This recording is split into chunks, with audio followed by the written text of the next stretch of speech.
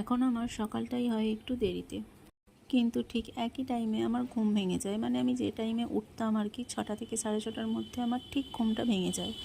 তার উপর ওই অলসতা বলতে পারো, মানে উঠেই কি করব, কাজকর্ম তো কিছু নেই, এরকম একটা ব্যাপার। সেই জন্যই আর কি একটু লেট হয়ে যায়।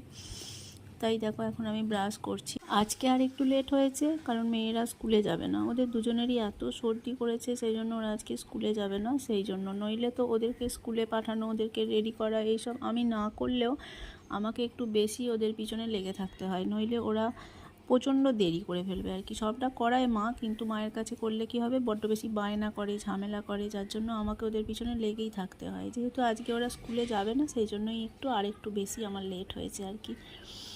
তো মা ওদের দুজনকে স্নান করিয়ে দিয়েছে, ওদের স্নান করা হয়ে গেছে।